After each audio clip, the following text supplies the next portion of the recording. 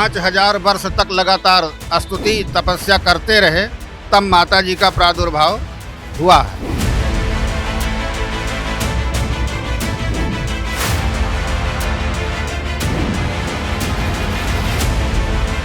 और कहा जाता है कि ये एक राजनीतिक देवी हैं, शत्रुओं का नाश करने वाली देवी हैं।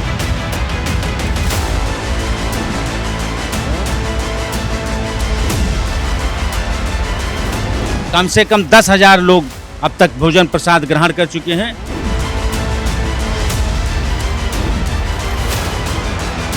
संसार के किसी भी ऐसे जटिल कार्य के लिए जो होने की संभावना ना हो, उनके लिए बगलामुखी का जप कराया जाता है।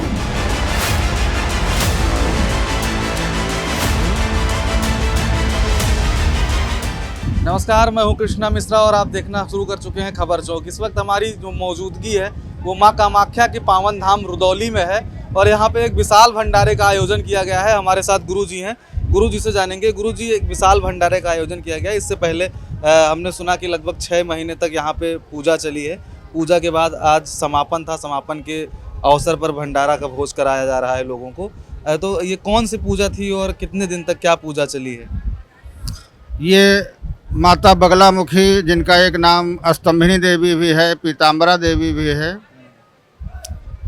ये 10 महाविद्याओं में 8वीं महाविद्या हैं। बहुत उग्र स्वरूप है इनका, दुश्मन का और पूरे संसार का स्तंभन करने में सक्षम है। शास्त्र के अनुसार सूर्य, चंद्रमा, पृथ्वी, आकाश जो जहाँ स्थित है उसको माँ बगलामुखी ने ही स्थित कर रखा है। इनका ध्यान है सौवर्णासन संसिताम त्रिनयनाम पीता सुकोल्लासनीम हेमाभांग रुचिम शशांक मुकुटाम सच्चंपक स्रग्गताम हस्तैर्मुद्गर पाशबद्धरसनाम सम्यभृतैर्भूषणैर व्याप्तांगीम बगलामुखीम त्रिजगताम स्तंभिनीम चिंतय। तीनों लोगों का जहाँ पे जैसा स्तंभन कर दिया, वहीं पे अपनी कक्षा में वो विद्यमान है। बगलामुखी सतयुग में इनका भैया प्रादुर्भाव हुआ, काठियावाड़ महाराष्ट्र में, गुजरात में हरिद्रा सरोवर नाम का एक टापू है, वहाँ इनकी उत्पत्ति हुई। एक भंडासुर नाम का दैत्य था जिसको देवता लोग नहीं मार पा रहे थे। उस भंडासुर दैत्य का वध करने के लिए भगवान विष्णु के पास सब देवता लोग मिलके गए कि आप सृष्टि के पालक हैं, हमारी रक्षा कीजिए, त्राहिमाम शरणागतम। तो भगवान विष्णु ने उसी काठियावाड़ समुद्र के तट पे जा करके दोनों पैर के दोनों अंगूठे पे खड़े होकर के और ऊर्ध्वबाहु ऐसे करके 5000 वर्ष तक लगातार स्तुति तपस्या करते रहे, तब माता जी का प्रादुर्भाव हुआ है। और उनका जब प्राकट्य हुआ है तो भंडासुर की दैत्य को उसकी जबान को पकड़े हुए और मुद्गर या गदा से प्रहार करते हुए इनका स्वरूप दर्शाया गया है। संसार के किसी भी ऐसे जटिल कार्य के लिए जो होने की संभावना ना हो, उनके लिए बगलामुखी का जप कराया जाता है। न्यायालय संबंधित सरकारी कोई कार्य हो जो हम नहीं जीत सकते, ऐसे सभी कार्यों के लिए बगलामुखी का जप किया जाता है। इनका मंत्र 36 अक्षर का होता है, लेकिन यहाँ मंत्र जपा गया है लक्ष्मीदायक। उग्र मंत्र यहाँ पे नहीं जपा गया। ये 1.25 करोड़ 1,43 लाख मंत्र 5 महीने में पूरा हुआ। आज पूरा 5 महीने हो गया। तो इसका 12 तारीख को हवन हुई और आज भंडारा है। 12 तारीख को पूरा हुआ और आज भंडारा है। भंडारे में अहम भूमिका निभाई एकदम। आप तो यहाँ के लोकल निवासी थे, आपने पूरा सहयोग किया और सहयोग करने के बाद क्या लग रहा है कि अब तक भंडारे में कितने लोगों ने भोजन पा लिया है और जो व्यवस्था जो किया गया है उसको करने में कितना समय आप लोगों को लगा, तब इस तरीके से सुचारू रूप से आप अपने यहाँ भोजन करवा पा रहे हैं लोग? ये मर्यादा पुरुषोत्तम भगवान राम की अवध की नगरी अयोध्या में शक्तिपीठों में माँ कामाख्या शक्तिपीठ का स्थान है। ये हम क्षेत्रवासियों का परम सौभाग्य है कि ऐसे स्थल पर प्रशांत राव जी आकर के और माँ बगलामुखी का 125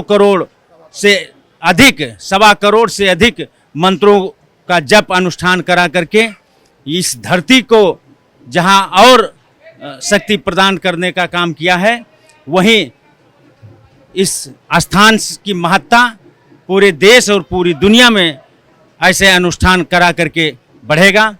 ये भंडारे की तैयारी विगत करीब महीनों से तैयारी चल रही थी और प्रशांत राव जी का ये कहना था कि जितना ज़्यादा से ज़्यादा लोग अधिक से अधिक संख्या में आएँ और प्रसाद यहाँ माँ का प्रसाद पा करके अपने जीवन को धन्य करें।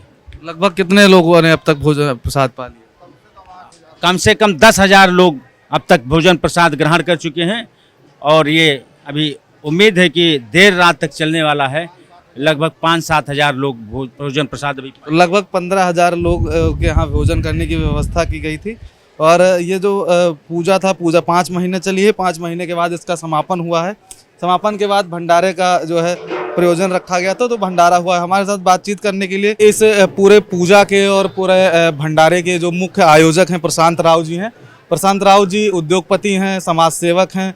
इन्हीं से जानते हैं। सर, आपने इतना बड़ा यहाँ पे पहले तो पूजा करवाया, 5 महीने तक पूजा चला, उसके बाद आज भंडारा हुआ है। जैसा कि लोगों ने बताया कि अब तक 10,000 लोगों से ज़्यादा लोग यहाँ पर प्रसाद पा चुके हैं और उम्मीद है कि अभी कम से कम 5,000 लोग और प्रसाद खाएंगे। कैसा महसूस कर रहे हैं आप ये काम करके?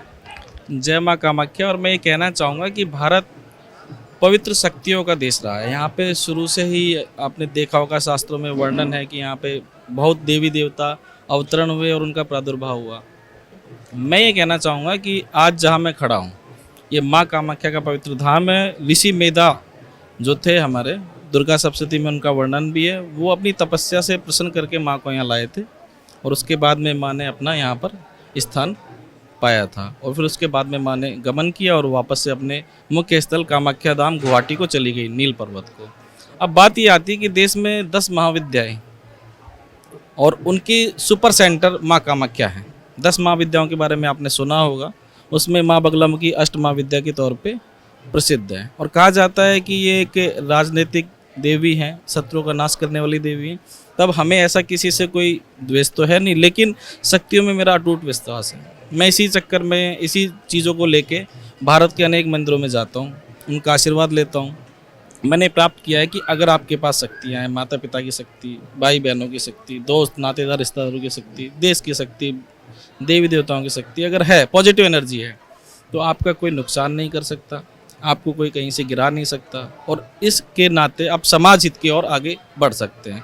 अपना हित सभी करते होंगे, आप भी करते हैं, मैं भी करता हूँ, लेकिन कुछ ऐसा काम किया जाए जो ऊपर वाले की गिनती में आए। अभी हमने जब आप इससे जुड़े लोगों से जब मैंने बातचीत किया तो उन्होंने बताया कि ये काम आप निरंतर कर रहे हैं। जो पूजा पाठ अनुष्ठान होता है, ये आज माँ कामाख्या के धाम में हुआ है, कल ये कहीं और होगा। ये निरंतरता इसमें बनी रहती है, इसमें स्थिरता नहीं आती है। आप लगातार जो है पूजा पाठ के काम में लगे रहते हैं, लगातार जिस तरीके से भंडारा कर रहे हैं, तो आखिर माँ की सेवा करके आप महसूस कैसा करते हैं? और जिस उम्र में आप माँ की सेवा करते हैं, उस उम्र में देखा जाता है कि लोग जो है अपने रास्ते भटक जाते हैं, लोग दूसरी दिशा में ज़्यादा लोग जाते हैं, भगवान की तरफ कम जाते हैं। लेकिन आप अभी युवा भी हैं, अभी मुश्किल आप 35 साल 40 साल आपकी उम्र होगी, तो ऐसे में आप मतलब एकदम माँ के प्रति इतना लगाव कैसे आपको हुआ? सर्वप्रथम तो ये कि मैं ना 35 का हूँ ना 40 का हूँ, मैं 33 साल का ही हूँ। आपने मेरी उम्र ज़्यादा ही बता दी है क्योंकि मेरी दाढ़ी और बाल बड़े हैं, इस वजह से। अब रही बात माँ के प्रति भाव की, तो जब मैं पैदा हुआ तो माँ के पेट से जन्म लिया। जब मैंने रोना शुरू किया तो मेरी माँ ने सुना और मेरी माँ ने मुझे दूध पिलाया। तो अब जब मैं बड़ा होने लगा धीरे धीरे, तो जीवन में बहुत सारी ऐसी चीज़ें होती हैं जिनकी आवश्यकता होती है और वो माता पिता और बाहर के संसाधनों से पूरी होती है। तो जब मुझे आवश्यकता होती थी या मेरे साथियों की आवश्यकता होती थी तो मैं मेरी माँ को पुकारता था। और जब मुझे ऐसा लगता था कि मुझे यहाँ चमत्कार चाहिए तो मैं देवी माँ को बुलाता था, उनको आवाज़ लगाता था, पुकारता था, या कुछ भी कह लीजिए। तो अब जब मैं उनसे कुछ कहने लगा, उनसे कुछ मांगने लगा, तो वो मेरी चीज़ें पूरी होने लगी। और मेरे साथ साथ उन लोगों के लिए मैंने हमेशा अपने दोस्तों नातेदार रिश्तेदारों के लिए मांगा। और आज ये हो गया कि जैसे माँ के प्रति इतना भाव है कि मैं सुबह उठता हूँ तो सभी से जय माँ कहता हूँ। मैं इस प्रकृति को माँ मानता हूँ, मैं पंच तत्वों को भगवान मानता हूँ। आकाश पृथ्वी जल अग्नि वायु, इन्हीं की मैं पूजा करता हूँ और माँ उनका एक स्वरूप है। प्रकृति मेरी माँ है, तो माँ के प्रति मेरा भाव सदा बना रहेगा। और रही बात भंडारों की, तो ये एक छोटा सा समर्पण है उनके लिए, एक छोटी सी पूजा कह सकते हैं, अन्न की पूजा, पंचतत्व की पूजा।